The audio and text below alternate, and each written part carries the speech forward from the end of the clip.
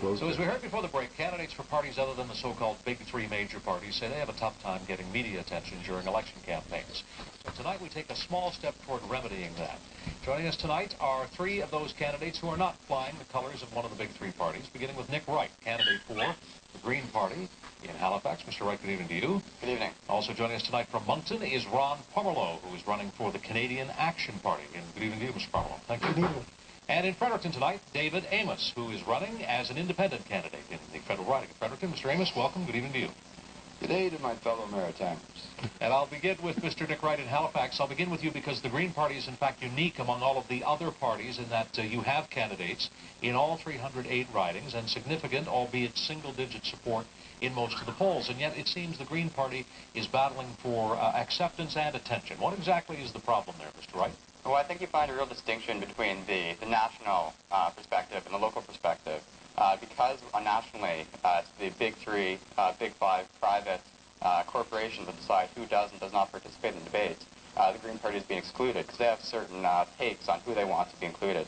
However, at the local level, I know I've found personally, and from the other candidates I've spoken to, overwhelmingly, we've been included in the debates. We've gotten tons of press coverage. So I think the Green Party really is emerging as a viable alternative to the old three parties and their old platforms. Let me ask you, you're a young man. What has attracted you to the Green Party? What appeals to me about the Green Party is that it has new ideas. It looks not just the short term, but also the long term. We're not just about the environment, although as the Sierra Club of Canada recently said, we do have the best environmental platform. We're also about progressive social policy. We believe in universal public health care, pharmacare, and daycare. For health care, we look not just to the short term, but also we look at long-term solutions, prevention, dealing with obesity. We're also fiscally responsible, which means balanced budgets and smart taxation, and again, that environmental emphasis, because we can't drink the water and breathe the air, then the other platforms, the other policies don't really matter. Fair enough. Mr. Pomerleau, to you, your party, as I recall, was founded by Paul Hellyer, who in his lifetime was a liberal and a conservative, a leadership candidate for both of those parties. What appeals to you about the CAP? It's the monetary reform policy, and to give you a small example, Steve, just to help you understand, the use of the Bank of Canada today as opposed to the way we used it previous to 1974. Today, the Bank of Canada holds about 5% of national debt.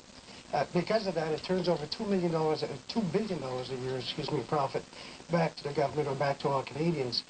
What we say is if we went back to the pre-1974 course where at times we held 21%, we would be turning over $8 billion in profit back to the government. And as we go higher, the more money we would get, and therefore we're able to fund all our social programs. So for you, it's all about the monetary policy? Yes, it is. Mr. Amos in Fredericton, even with 15 registered parties in the country representing many and varied philosophies, you are running free of party affiliation as an independent. Why are you independent, and what are you independent from? I'm a very independent character, and last time when I ran for Parliament in 2004, I proved my integrity to all parliamentarians and legions of lawyers and public servants. Now I demand they prove their integrity to me before I sue the Crown in federal court here in Fredericton. What are you going to sue for? No false imprisonment. While I was running for Parliament last time, I was summoned to the United States of America, falsely imprisoned without being read my rights, and held under the charges of others. Now, as you know, Mr. Amos, independent candidates in our country usually don't get elected. What message are you sending to the voters of Fredericton just by running? Not just Fredericton, but I first must apologize to the folks in Oromocto that are expecting to see me right now.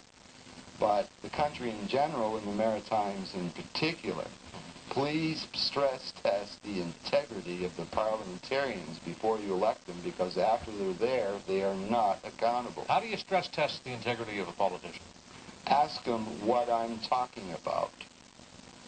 Mr. Pomerleau, even with a party label, you're facing a pretty steep battle as well. How much of what you're doing, running, putting yourself out to the people of Moncton is really a protest of some sort? No, it's not a protest at all. I think I have a fair chance at winning. There's a 46% undecided voters right now. And I'd like to say that if I was elected in the Parliament, I'd be the only one among the candidates here that would wield any power. It's going to be a minority government. The leaders of whatever minority government's going to have to negotiate for votes with some of the smaller parties. And I believe I can do an excellent job. Vote for me. Well, let's talk about power with Nick Wright. In real terms, what would even a small rump of Green MPs be able to accomplish in a parliament that would still be dominated by, you know, the massive caucuses, perhaps even a majority caucus of one of the other parties? Just getting the Green voice in Parliament is an important component. Right now, as I was saying, we're not looking at the long term, we're just looking at the short term. So we need to get that social progressive policy, that fiscal responsibility, which we don't see in that combination with the other parties. And we have to have a strong environmental message. We have to shift our subsidies away from the oil and gas industries towards renewable resources. We have to focus on health, not just health care. And generally, we have to start thinking in the long term and start looking towards sustainability. And I should add that in this election, and in last, which is the first, each vote gets $1.75 per year. Yeah. So it is important. If you vote for the Green Party, you're not just supporting our progressive platform, but you're also building party infrastructure. Yeah. Absolutely. I want to ask each of you before I let you go, when you consider how many voters say they're disenchanted with established parties, why do you think more people don't vote for alternative parties and independents like yourselves? And I'll begin with you, Nick Wright. Why do you think more people don't vote for parties like the Green Party? Well, for one, we're not including the national debate. And if people aren't aware of the platform, then clearly they can't become educated about it and vote for the party. So I think awareness is the fundamental issue. Mr. Parmerlo, why do you think historically Canadians haven't opted to vote for your party and other parties in the alternative category? Well, I think they just don't think there's a chance that we will form a government. But you got to start somewhere, so I would ask the people of Greater Moncton to have the courage and to vote for me this time around. David Amos, why don't people vote for independence? I think you make a strong case. You know, you're independent, you're free of all of the external influences. Why don't people choose to vote for an independent voice like yours more often? Most folks vote for the color of the coat. I'm begging the people that have never voted in their life, like me, to please vote and consider me. One independent can keep all parliamentarians accountable. Did you say you've never voted?